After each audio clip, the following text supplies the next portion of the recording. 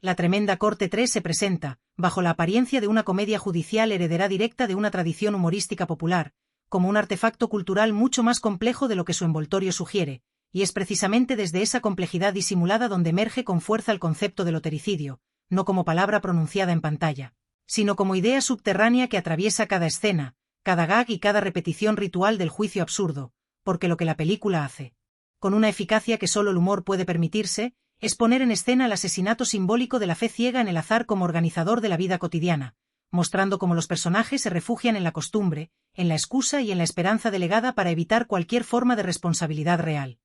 Desde la secuencia inicial, en la que el tribunal se activa una vez más como una maquinaria que nadie cuestiona pero que todos utilizan, el espectador es introducido en un mundo donde la justicia no busca resolver, sino perpetuar una dinámica circular, y ese círculo es la metáfora perfecta de la lotería vital, donde se participa no para ganar, sino para seguir participando, porque abandonar el juego implicaría enfrentarse al vacío de no tener a qué culpar. Tres Patines, figura central y catalizador del caos, no es simplemente un pícaro ingenioso, sino el síntoma más visible de una sociedad que ha aprendido a sobrevivir explotando las grietas del sistema en lugar de transformarlo, y cada una de sus intervenciones, aparentemente improvisadas, funciona como una jugada más en ese casino moral donde nadie cree realmente en la justicia, pero todos esperan que, por alguna razón inexplicable, esta vez la suerte esté de su lado. En una de las escenas más reveladoras, cuando el acusado intenta justificar su acción apelando a una concatenación absurda de causas externas, la película no se limita a provocar la risa, sino que expone con precisión quirúrgica la lógica del desplazamiento de la culpa, esa lógica que permite a los individuos sentirse víctimas de circunstancias incontrolables mientras reproducen activamente las mismas condiciones que los perjudican, y ahí es donde el lotericidio se vuelve visible, porque lo que está siendo juzgado no es un delito concreto, sino la renuncia sistemática a la agencia personal. El juez, con su aparente autoridad vacía y su dependencia constante del secretario y del fiscal, encarna una institución que ha perdido la capacidad de decidir y se limita a administrar inercias, una figura que, lejos de imponer orden, confirma que el orden existente es absurdo pero funcional, y esa funcionalidad del absurdo es uno de los grandes hallazgos de la Tremenda Corte 3, porque revela cómo el sistema no necesita ser coherente para sostenerse, solo necesita ser predecible, como la lotería misma, donde todos saben que la probabilidad es mínima pero participan igual porque el ritual ofrece una ilusión de pertenencia. Escena tras escena, la película construye un lenguaje propio basado en la repetición, y esa repetición no es pereza narrativa, sino estrategia crítica, porque al reiterar las mismas estructuras con variaciones mínimas, obliga al espectador a reconocer la trampa de la familiaridad, esa comodidad que anestesia la pregunta y convierte el absurdo en paisaje. Y es precisamente en ese punto donde el humor se vuelve incómodo, porque deja de ser escapismo y se transforma en espejo. Hay un momento especialmente significativo cuando un testigo declara con absoluta seguridad hechos que se contradicen entre sí, y nadie en la sala parece perturbado por ello,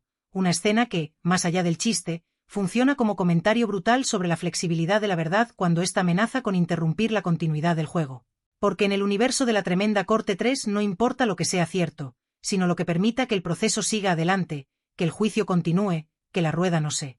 detenga. El lotericidio, entendido así, no es la negación del azar como fenómeno, sino la denuncia de su sacralización, de su uso como coartada moral, y la película lo ejecuta simbólicamente al mostrar cómo cada intento de explicación racional es absorbido y neutralizado por la lógica cómica del tribunal. Una lógica que premia la astucia momentánea y castiga cualquier intento de ruptura estructural. Desde una perspectiva personal, resulta imposible no reconocer en estas escenas ecos de experiencias cotidianas, de oficinas, instituciones y conversaciones donde la responsabilidad se diluye entre procedimientos, normas no escritas y expectativas tácitas, y donde la esperanza de que algo cambie descansa más en un golpe de suerte que en una acción concertada. Y es ahí donde la película trasciende su contexto histórico para convertirse en una pieza sorprendentemente vigente. La Tremenda Corte 3 no necesita actualizar su lenguaje ni sus referencias para dialogar con el presente. Porque la lógica que satiriza sigue intacta, y quizá por eso el concepto de lotericidio resulta tan pertinente, porque nombra algo que rara vez se confronta de manera directa, la comodidad de no decidir, la tentación de dejar el futuro en manos de fuerzas abstractas para evitar el riesgo del fracaso propio. El fiscal, con su retórica inflamada y su incapacidad para anticipar las maniobras de Tres Patines, representa otro aspecto esencial de esta dinámica, la ilusión de control institucional.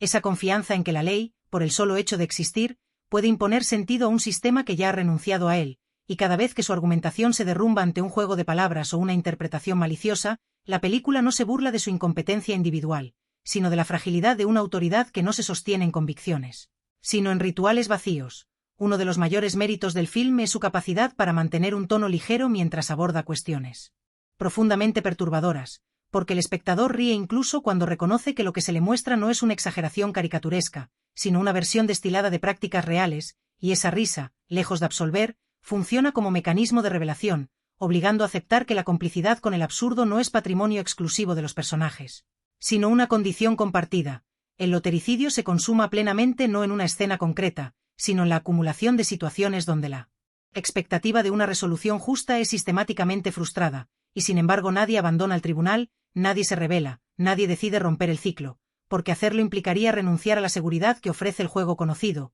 por injusto que sea, y esa renuncia es precisamente lo que la película sugiere como imposible dentro de su universo cómico, dejando al espectador la tarea incómoda de preguntarse si, fuera de la pantalla, esa imposibilidad sigue siendo válida, comparada con entregas anteriores. La Tremenda Corte 3 afina su puntería temática, reduciendo cualquier atisbo de inocencia residual y mostrando un mundo donde el absurdo ya no es sorpresa, sino norma, y esa evolución refuerza la lectura del lotericidio como proceso, como desgaste progresivo de la capacidad de indignación, hasta que la injusticia deja de percibirse como tal y se convierte en parte del decorado. En ese sentido, la película no ofrece redención ni aprendizaje explícito, y esa ausencia es coherente con su planteamiento, porque cualquier moraleja clara traicionaría la lógica que está exponiendo, una lógica donde la enseñanza siempre es pospuesta para la próxima audiencia, el próximo caso, la próxima oportunidad.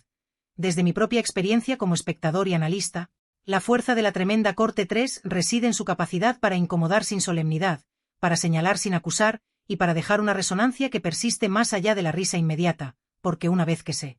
reconoce el mecanismo del lotericidio, resulta difícil no identificarlo en otros ámbitos, en discursos de éxito instantáneo, en promesas de salvación rápida, en narrativas que invitan a esperar en lugar de actuar. La película, en última instancia, no mata la ilusión del azar, porque sabe que eso sería imposible y quizá indeseable, pero si la expone, la desnuda y la ridiculiza hasta el punto de volverla sospechosa, y ese gesto, aparentemente modesto, constituye una de las formas más efectivas de crítica cultural, una crítica que no necesita imponerse, sino que se infiltra en la memoria del espectador como una pregunta persistente, una pregunta que, una vez formulada, ya no puede ignorarse del todo, y que convierte a la Tremenda Corte 3 en algo más que una comedia, en un ejercicio lúcido y profundamente humano sobre la tentación de delegar la vida en la suerte y el precio silencioso que se paga por hacerlo.